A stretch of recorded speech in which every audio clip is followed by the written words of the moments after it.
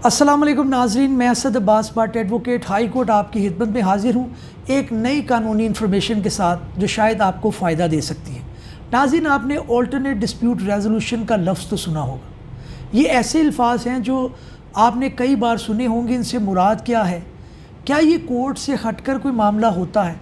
क्या ये पंचायत या जिरगे की तरह का मामला है? क्या पाकिस्तान के अंदर सारे सूबों में लॉ जो है अवेलेबल है या फिर सिर्फ वफाकी सतह पर या इस्लामाबाद तक अवेलेबल है? नाज़रीन, इससे क्या फ़ायदा हो सकता है? क्योंकि बहुत सारे लोग बड़ी सालों से जो है वो अपने केसेस की पैरवी करते करते थक जाते हैं। कई बार तो ऐसा होता है कि उनकी उम्र बीत जाती है और वफ़ात पा जाते हैं और उनके बाद भी उनके केसेस, उनकी औलादें लड़ती रहती हैं। नाज़रीन, ये क्या लॉ है? इसमें कैसे बेनिफिट हासिल किया जा सकता है? पंजाब की अगर बात की जाए तो उसके अंदर कोई स्पेसिफिक लॉ है? इन सारे एस्पेक्ट्स को डिस्कस करेंगे, लेकिन गुजारिश ये है कि हमसे जुड़ जाएं और हमारे चैनल को सब्सक्राइब कर लें और बेल का आइकन भी दबा दें ताकि आपको कानूनी इन्फॉर्मेशन बर वक्त मिलती रहे और आप उससे फ़ायदा उठाते रहें। नाज़रीन, ये ARD ऑल्टरनेट डिस्प्यूट रेजोल्यूशन या पंचायती या जिरगे की जो अदालत है, इससे क्या मुराद है? सबसे पहले इसको डिफ़ाइन करते हैं। डिस्प्यूट रेजोल्यूशन या जिसे पंचायती या जिरगे की अदालत भी कहा जाता है, ये क्या होती है? क्या ये अदालती या कानूनी तौर पर इसके ऊपर बैकिंग है? इसका दिया गया फ़ैसला जो है वो वाकई जो है इम्प्लीमेंट करवाया जा सकता है? देखिए, इसकी हिस्ट्री के अंदर अगर आप जाएँ, पाकिस्तानी हिस्ट्री के अंदर, तो आप देखेंगे कि वहाँ पर किसी न किसी सूरत के अंदर ऑल्टरनेट डिस्प्यूट रेजोल्यूशन या जिसे आप नेमु बदल कहते हैं अदालती निज़ाम का, जिसके अंदर जिरगा आ जाता है, जिसके अंदर पंजाब की अगर बात करें तो पंचायत आ जाता है, इसकी हिस्ट्री हमें पाकिस्तान की आज़ादी से पहले की मिलती है। ये एक बहुत पुराना और कारामद निज़ाम रहा है जिसके अंदर लोग अदालती मुश्काफियाँ, अदालती एक्सपेंसेस, अदालती अखराजात या दूसरी जो पेचीदगियों से बचा कर सीधी बात करते हैं और पंचायत के अंदर फ़ैसला हो जाता है। उसके अंदर जो है वो तारीख़ पे तारीख़ नहीं पड़ती है। उसके अंदर जो है वो लोगों को ये अपॉर्चुनिटी दी जाती है, फ़रीक़ैन को, कि वो ख़ुद बात करें, ख़ुद नेगोशिएट करें और ख़ुद अपने मामलात को चलाएं। तो नाज़रीन, इसकी हिस्ट्री हमें पाकिस्तान की आज़ादी से पहले तक भी मिलती है। अगर पंजाब की बात करें तो पंचायती सिस्टम था और अगर बलूचिस्तान और खैबर पख्तूनख्वा की बात करें तो वहाँ पर आपका जो है वो जिरगा सिस्टम था। ये मोर और लेस इनकी शक्ल जो है वो एक ही थी। आपको बताता चलूँ कि रिसेंट ईयर्स के अंदर इसके अंदर बहुत ज़्यादा डेवलपमेंट हुई और 3-4 जो है वो मेजर लॉज हमें देखने को मिले। मिसाल के तौर पे आप देखें तो 2017 के अंदर जो है वो ऑल्टरनेट डिस्प्यूट रेजोल्यूशन का जो है वो लॉ आया जो वफाकी सतह पे है, और इसी तरह से आपका जो है वो पंजाब के अंदर भी आया, Punjab alternate dispute resolution act 2019 आया। और इसी तरह से अगर आप खैबर पख्तूनख्वा की बात करें तो वहाँ पर भी Khyber Pakhtunkhwa alternate dispute resolution act 2020 आया, यानी 2020 आया। तो नाज़रीन, ये सारे लॉज हमें किसी सूरत में मिलते हैं। इसी तरह से सिंध के अंदर भी अमेंडमेंट आई, जो कोड ऑफ सिविल प्रोसीजर के अंदर उन्होंने अपने मामलात को बेहतर किया और इसकी गुंजाइश को बढ़ाया कि लोग अगर अदालती निज़ाम से हट कर ख़ुद अपना किसी सालिसी के ज़रिए, किसी पंचायत के ज़रिए या किसी जो है वो जिरगे के ज़रिए करना चाहते हैं तो वो अपना जो है वो मुकदमे का फ़ैसला वहाँ से करवा लें। अब ये जो है वो हमारा लॉ इसके ऊपर मौजूद है। अब हम स्पेसिफिकली बात करते हैं पंजाब के अंदर। पंजाब के अंदर अगर आप बात की जाए तो आपको, जैसे कि मैंने कहा है कि एक्ट है 2019 का, उसके हम क्लॉज जो कुछ हैं इम्पॉर्टेंट उनको पढ़ते हैं कि उनके अंदर क्या क्या चीज़ें की जा सकती हैं। देखिए, सबसे पहली बात तो ये है कि ये जो सवाल आएगा वो ये होगा, क्या ये क्रिमिनल केसेस के ऊपर जा सकता है या सिविल केसेस के ऊपर जा सकता है?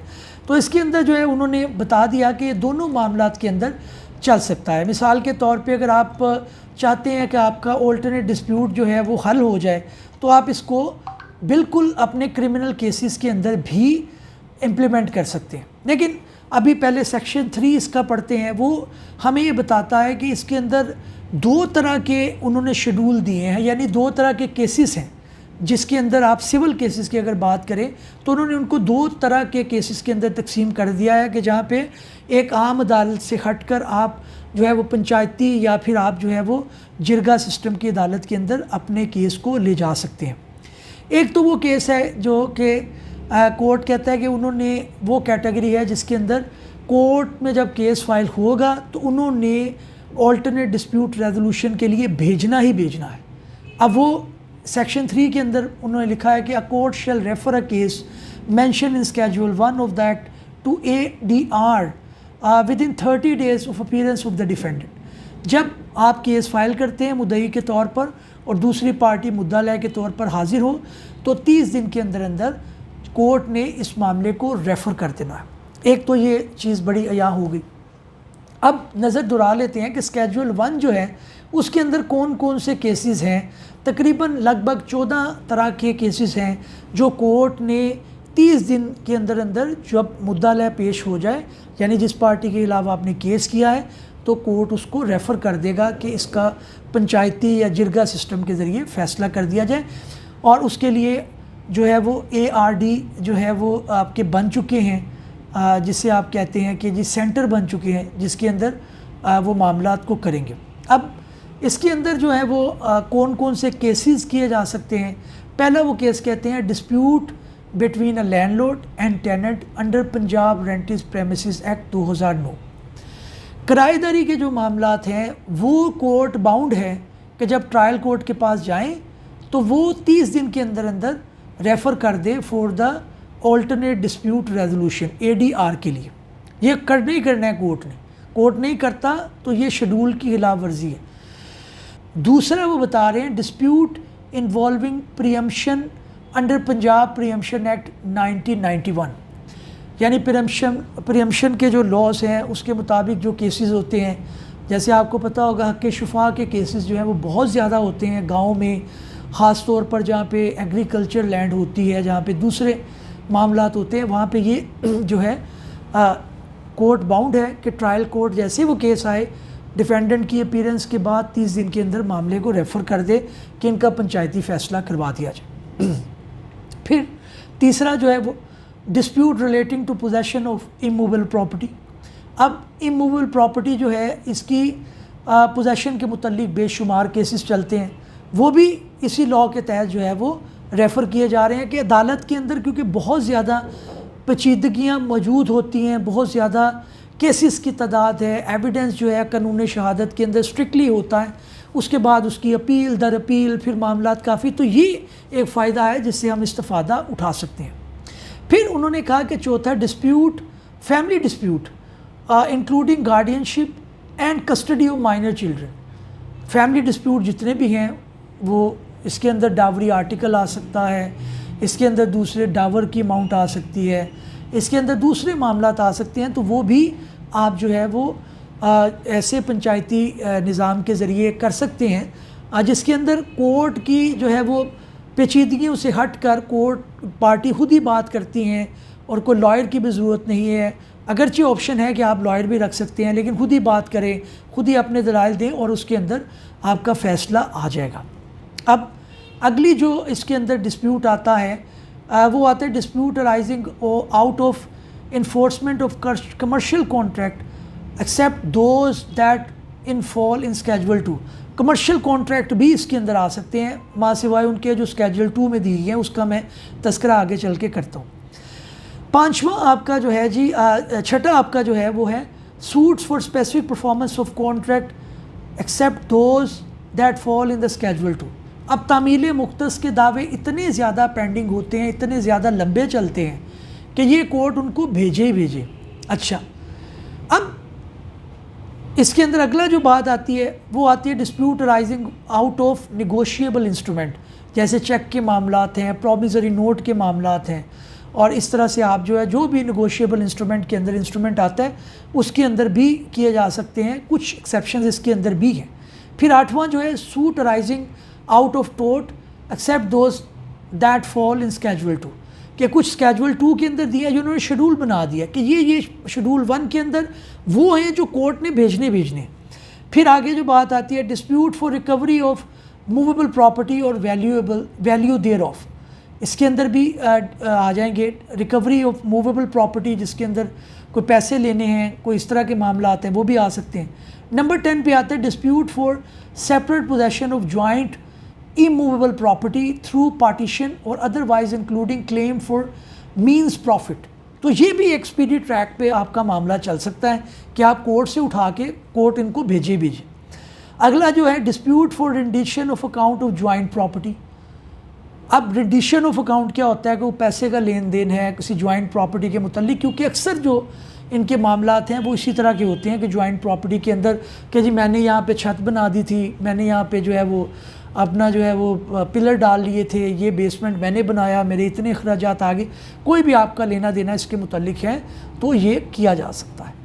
उसके बाद आता है आपका अगला जी डिस्प्यूट फॉर रेंडिशन ऑफ हो गया, डिस्प्यूट टू रिमूव न्यूसेंस, कि आपको कोई इस तरह से कोई तंग कर रहा है, आपका नेबर कोई तंग कर रहा है, गाड़ी आगे लगा जाता है, कोई आपकी गेट के आगे जो है वो मसला खड़ा करता है, कोई इस तरह की प्रॉब्लम है, कोई अपने घर के अंदर शोर शराबा करते हैं जिससे आप परेशान हैं, कोई भी इसका डिस्प्यूट हो तो वो भी आप पहले कोर्ट जब फाइल होगा तो कोर्ट उसको रेफ़र कर देगा, भाई आप जो है वो ऑल्टरनेट डिस्प्यूट रेजोल्यूशन में जाएं, ADR में जाएं। ठीक, उसके बाद 13 जो है dispute involving recovery of money, पैसे रिकवर करने हैं आपने किसी से, वो भी इसमें आ सकता है। नंबर 14 पे है case relating to inheritance including declaration and succession, ये भी वहाँ पे आ सकते हैं। अब देखिए 14 तरह के केसेस की एक फहरिस्त है जिसके अंदर बहुत ज़्यादा गुंजाइश मौजूद है, इसका स्कोप रखा गया है और इसके अंदर कोर्ट ने पार्टीज़ की डिस्क्रेशन पे नहीं छोड़ा। लॉ ने कोर्ट को पाबंद किया है कि जैसे ही ये केस फाइल हो उनको जो है DR के जो ऑल्टरनेट डिस्प्यूट रेजोल्यूशन है उसके लिए भेजा जाए। अब ऑल्टरनेट डिस्प्यूट रेजोल्यूशन जैसे मैंने कहा है कि पंचायती सिस्टम हो सकता है, कोई एक आप उसको जो है वो इस तरह का तरीका हो सकता है, जिरगा सिस्टम हो सकता है, कोई सालिसी सिस्टम हो सकता है, तो जो भी हो उसके अंदर पूरे पंजाब के अंदर बन चुके हैं सेंटर, किसी भी स्टेशन के अंदर आपका केस हो आप उसे जो है वो ADR के पास ट्रांसफ़र करेगा कोर्ट इसके तहत।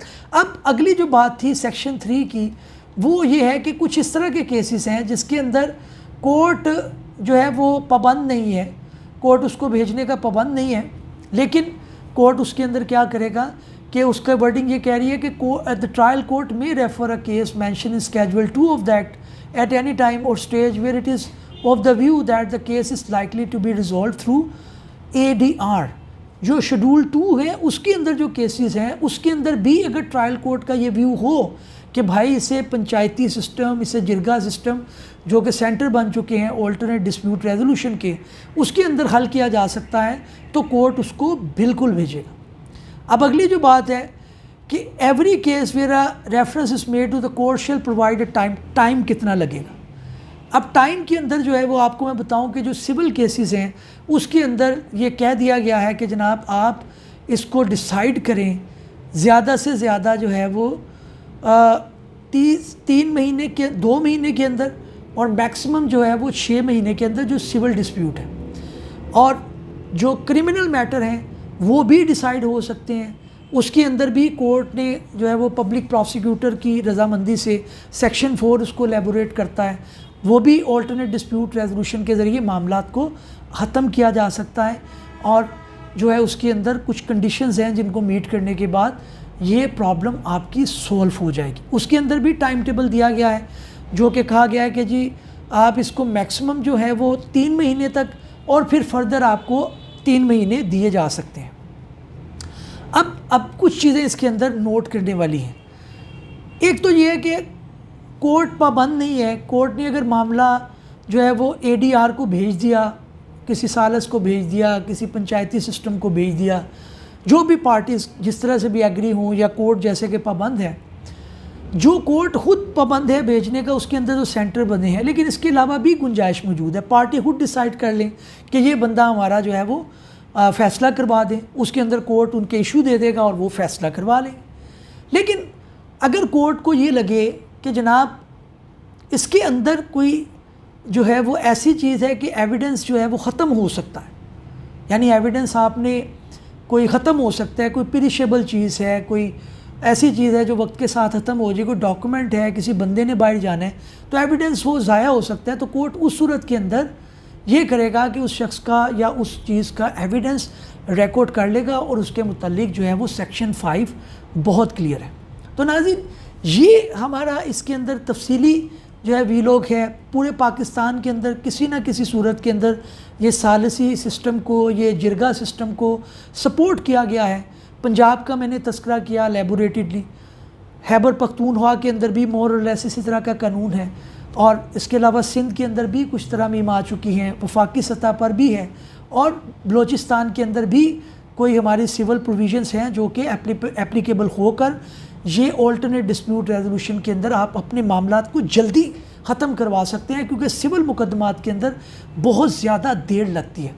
तो नाज़रीन, उम्मीद है कि हमारी ये काविश आपके लिए कारआमद रही होगी, आप इससे इस्तेफ़ादा उठाएँगे। अगर आपको इसके मुतल्लिक कोई भी सवाल हो तो आप कमेंट बॉक्स में या हमारे दिए गए नंबर पर हमसे रब्ता करें। हमारी लीगल टीम आपको असिस्ट करेगी और आपके मामलात जो कई सालों से तवालत का शिकार हैं, जिसके अंदर आप तारीखें ले लेकर जो है वो तंग आ चुके हैं, इन टेक्निकलिटी से गुजार कर आपके केस का फ़ैसला जल्दी करवा सकती है। नाज़रीन, फिर किसी भी व्लॉग में किसी नए कानूनी या आइनी मौजू के साथ आपकी खिदमत में फिर हाजिर होंगे। तब तक के लिए इजाज़त दीजिए। अल्लाह हाफ़िज़।